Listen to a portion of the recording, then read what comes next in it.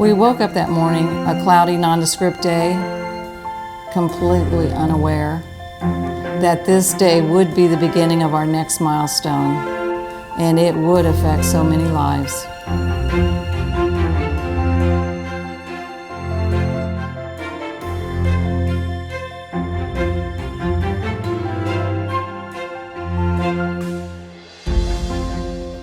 Ready?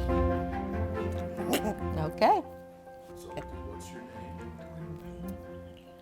Your current occupation? Current occupation. And could you describe your condition? Describe your condition. Your syndrome.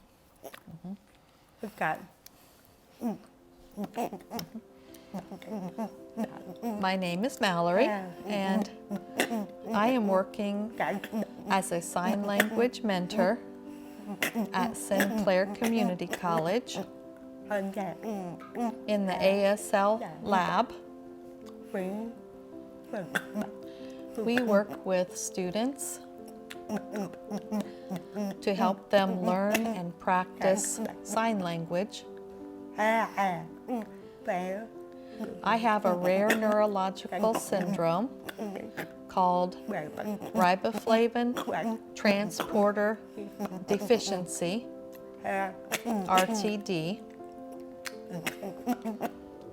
It affects my hearing and vision, neuromuscular functioning, and it can affect your respiratory function. So I am legally deafblind.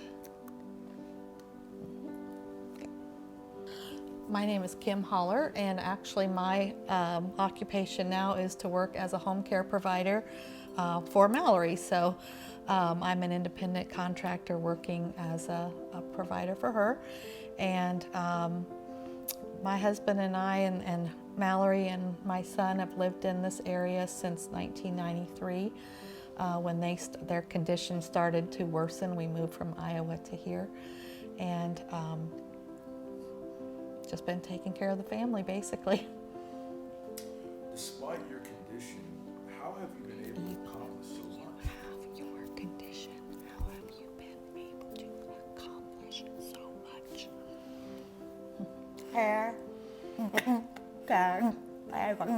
It is God's power.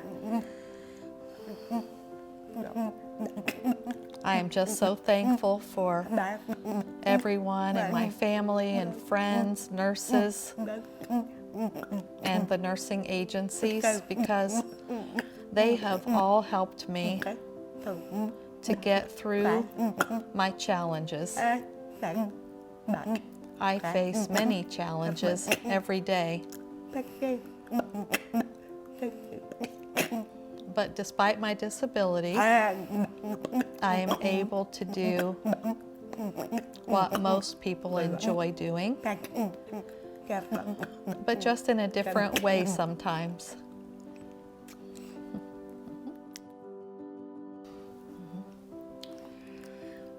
So life has been fabulous, however difficult, basically because both Mallory and her brother have very severe physical limitations and absolutely no cognitive limitations whatsoever. So making sure that we could maintain everything they were able to do before, maybe in a different way like Mallory said, but just that they're allowed to have access to everything that everybody else does.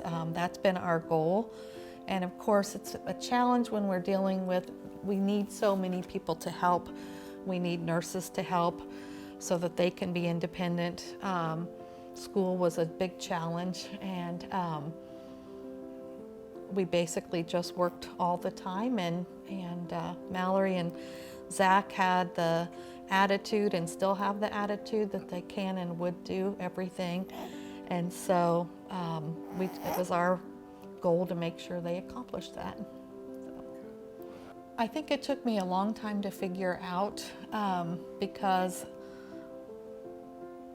of the emotional difficulty that I had as a mom at first when both of the kids were diagnosed with their syndrome, but now as I look back, I could just see God working in them constantly.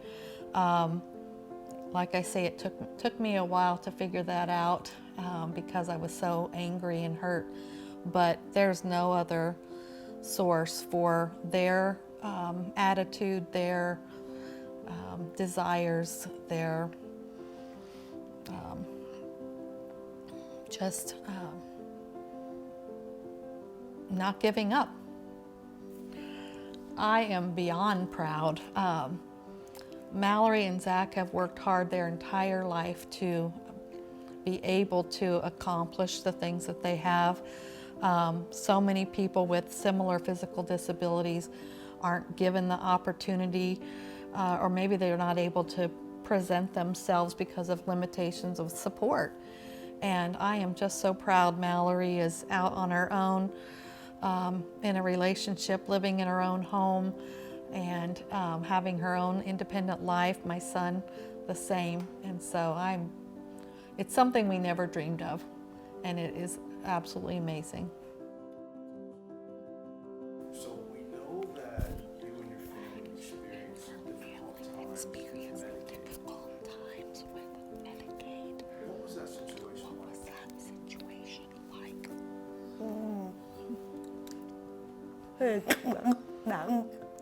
It was very challenging,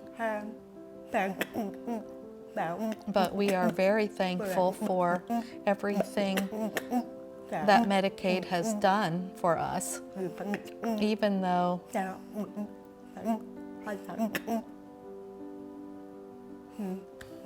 we faced a lot of challenges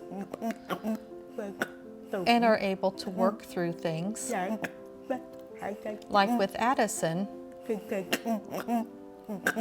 and their dedication to continue providing services, even though it was taking a long time for them to get paid through Medicaid. Well, I know an agency can't continue to work if they're not getting paid, but the nurses that Mallory has through Addison, like she said, were so important to her being able to stay in her home and work and be independent. And if Addison had decided to drop her case, then we would have had to scramble to try to find another agency to pick her up. She does have a lot of independent providers that are fabulous providing care too, but she still needed the agency. It would have meant that I would have had to pretty much given up what I do and been with her all, providing care. And unfortunately, we could have lost those nurses that are very valuable and part of her family.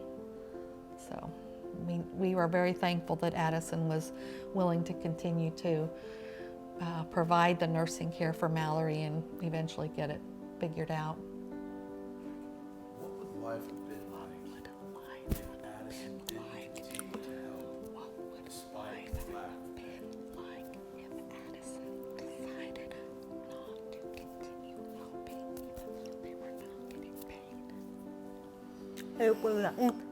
It would have been very difficult.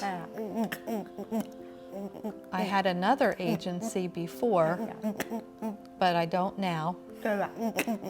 So Addison is my only nursing agency.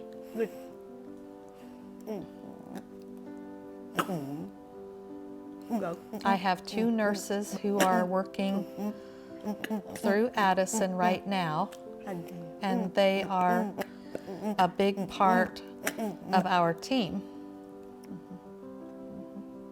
So if they had not continued to help, then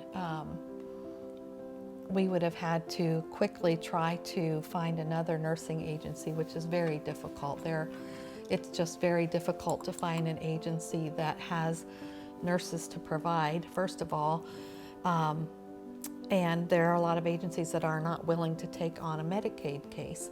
So what it would have entailed was hopefully our independent providers taking over some of those hours, or me. But it would have been very difficult for Mallory to continue to work independently and do all the things that she needs to do, and to not be, the stress level would have just been immense. Yeah, and stress is not good for a person with RTD, so. What's it been like working? What has it been like working with Judy and Addison? It has been amazing. She has helped us so much through this whole process. She's helped us fight battles and work together with Addison. She's such a kind, wonderful lady. I agree. Judy is a very kind and caring person, easy to work with, and cared more about the fact that you couldn't be without nursing than dropping you to save money.